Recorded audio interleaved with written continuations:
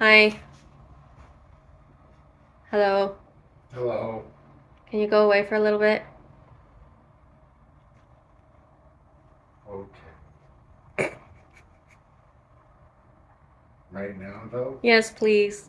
And her aunt seems to know exactly what's going on, but is not allowed to say anything because she signed an NDA, and that's the beginning. That's where we start. People, why did y'all not tell me? You did tell me. Why do I keep saying that? Crap, what is it called?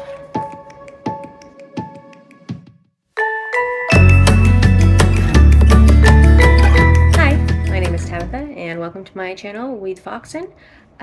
This is my weekly wrap up of what I've been reading. What are you reading? So now that I've mumbled about that, yay, second week in a row. Woo! Um, if you happen to hear any weird noises, it's probably my husband playing Tony Hawk in the other room, really, really loud. So there's that. So, been a pretty productive week reading wise. I finished Ringworld by Larry Niven. There's my busted up copy. Um, so this book, it's a product of its time. Um, it was fun. It was a fun book, but obvious sexism. So obvious. So I remember last week when I was comparing people complaining about this book and its sexism versus how much I disliked. Oh crap! What was it called? Stars My Destination by Alfred Bester, and that book, all the characters, all the female characters, were to just to further his story. They were so one dimensional, and obviously they are just for that purpose. Um, this one isn't much better, but at least there is a an actual conversation um, with characters, and like the male characters aren't wholly unlikable. Like Gully Foyle, he was just completely unlikable. Like he was the worst person. But the characters in this one, like there's a 200-year-old man, like, and he's not like old crotchety 200-year-old man, like it's like a whole immortality thing. So a 200-year-old human. Um, there is a what Kazint, her giant warrior cat aliens, and then there's a puppeteer who's like this two-headed, three-legged weird alien with like a furry brain case body because their brains aren't in the heads, they're in the body itself. So cool aliens. Cool concept. We discovered this bizarre ring, like manufactured ring world that is orbiting around a sun, trying to figure out who lives there, who made it. The female characters, there's Tila, and she goes with them, and it's a weird thing. She was bred for luck. Like selective breeding throughout the human line, it ended up in her, and she's lucky. And there's this whole thing about how she doesn't know what pain is, doesn't know misfortune really, because she's so lucky.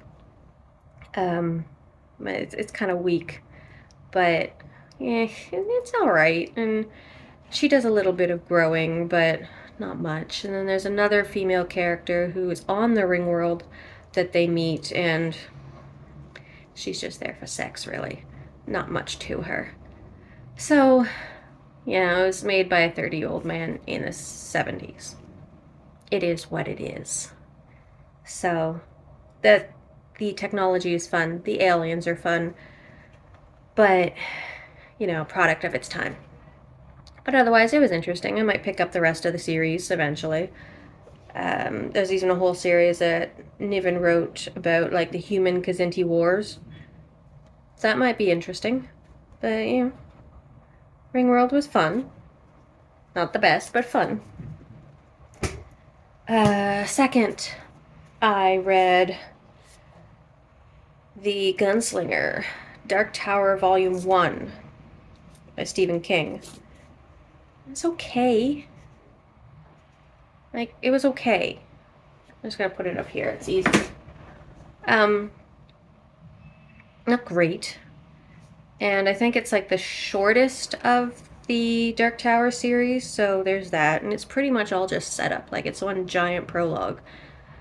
Setting up who and what the Gunslinger are, the Dark Man is, the world that they inhabit, you know, hinting at the Dark Tower. It's the center of all space-time, pretty much.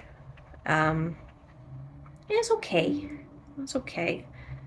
Not the best thing I've ever read by Stephen King, but again, it's just part of a whole, right? So it's hard to judge it for itself when it is just the beginning of a story and not a whole story in itself.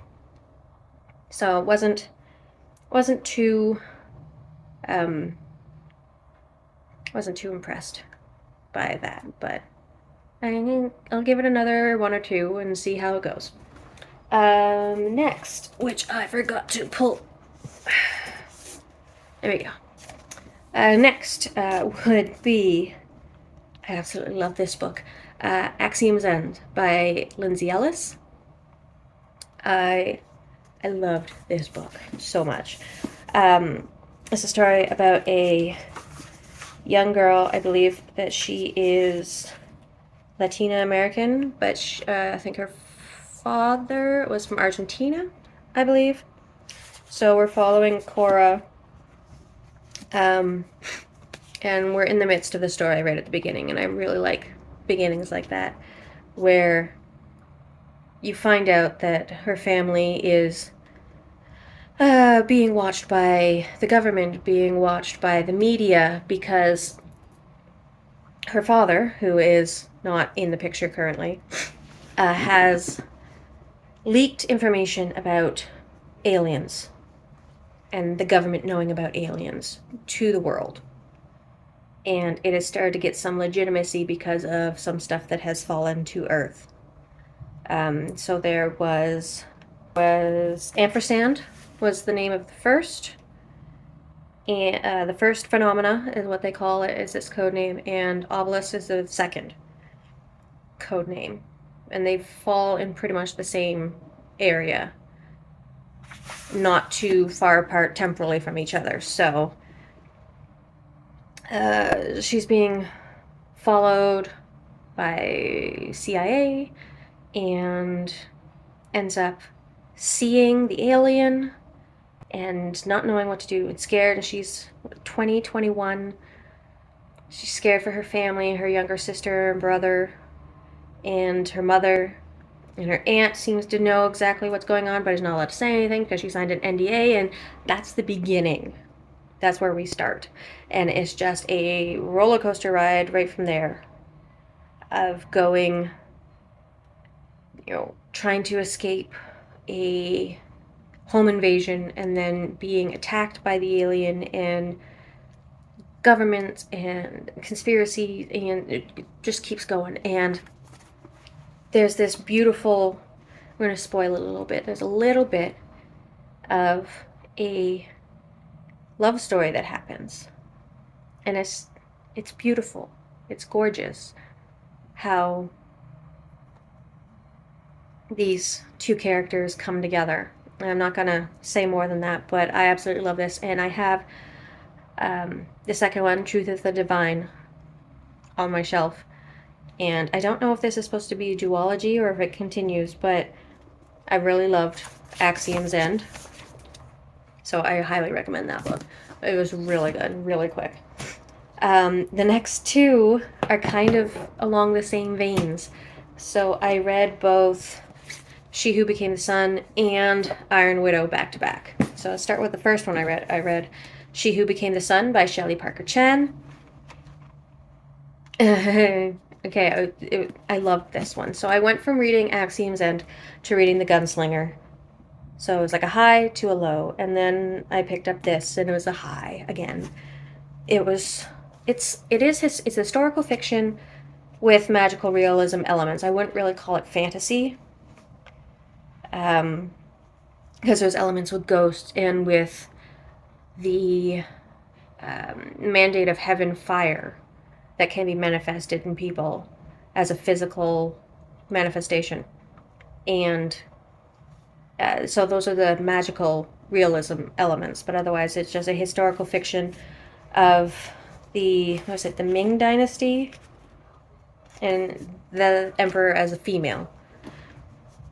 And the entire time, Shu is the character is named Shu, I believe. I think I'm pronouncing that properly.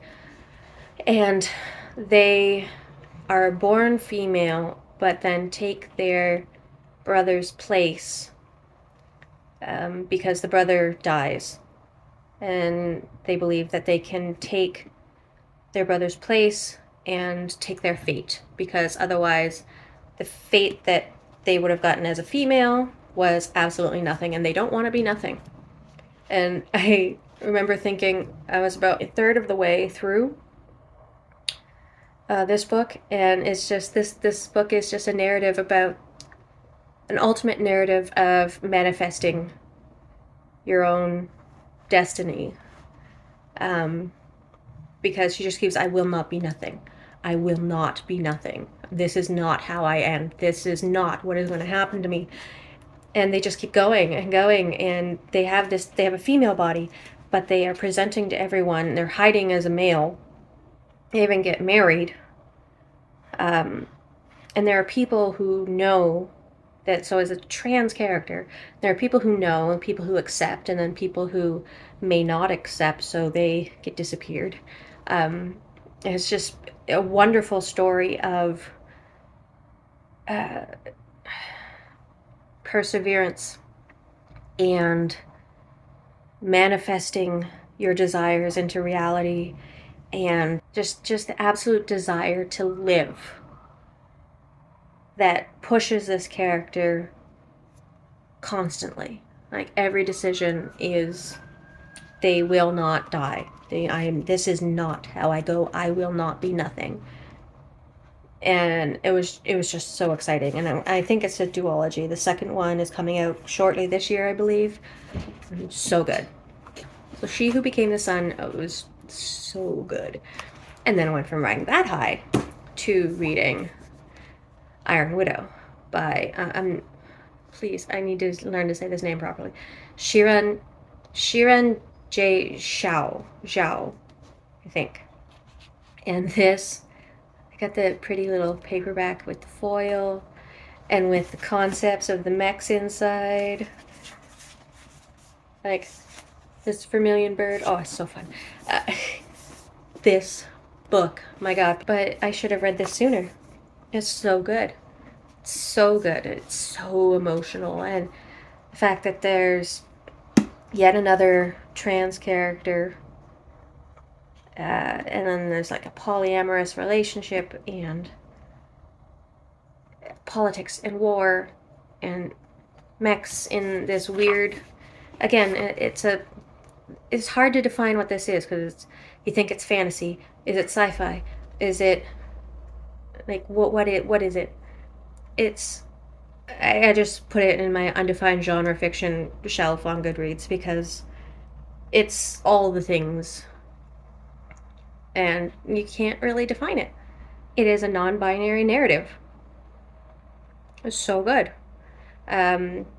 Fictional retelling slash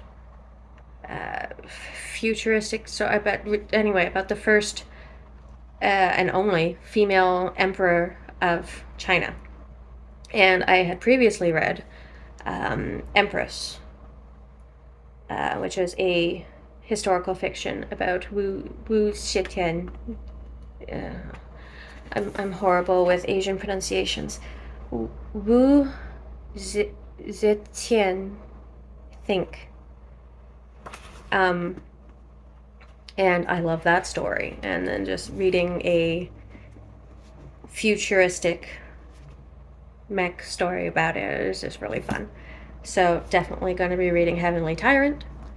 But I want to get a matching paperback, but I might read it before then. But oh, so good, so good. So that's what I finished. What I am currently reading is The Atlas Six by Olivia Blake. Yes, I have the indie published version of it.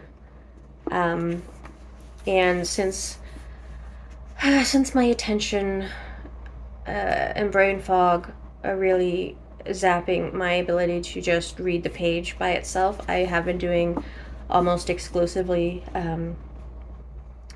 immersive reading. So having the audio on while I'm reading the book. And I'm noticing some differences in the audio with the indie publish. That there's a little bit more fleshing out. An editor had a little bit of a hand in this. But so far I'm not very far into it, like 20 pages so far. So we'll see how different it turns out to be in those parts. But just a paragraph here and there about extra exposition and descriptions and whatnot. So it's not that bad, but I like that cover. It's really fun. And this one I don't know if the traditionally published version has the artwork in it, but really nice artwork in there. So that's what I'm reading. And what I'm going to pick up next, I have 3.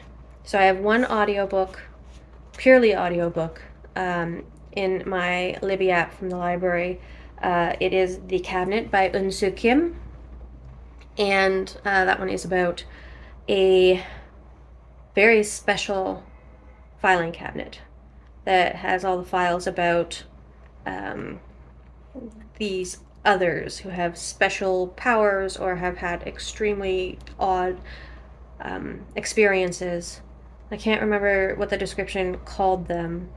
There was something else that they called them, but it is about this grumpy office worker who has to take care of it and deal with all these people. So it's supposed to be like X-Files, but funny, maybe? So there's that. Physically, I have my Shadow of the Gods by John Gwynne. It'll be my first John Gwynne novel. I've wanted to pick this up since I ever saw this cover. And then The Hunger of the Gods, the sequel, just looks gorgeous. And these are wonderful covers, and I've heard nothing but good things about this series. So I'm excited for that. And also the last thing that I have on my TBR so far this week is The Black Tongue Thief by Christopher Buehlman, I think it is. Don't really remember what this is about, but it's supposed to be weird and funny. Fantasy. Really love this blocky colored cover, though. That's a really cool cover. So that is what I have read this past week. Currently reading and going to get to next. So let me know down in the comments what you think of my summations, my opinions of these books if you've read them, or if you're interested in reading them, or if you have a suggestion of things that you think that I might like, just leave it down below. Please like the video and subscribe because it really helps out my channel, and I will see you in the next one. Bye!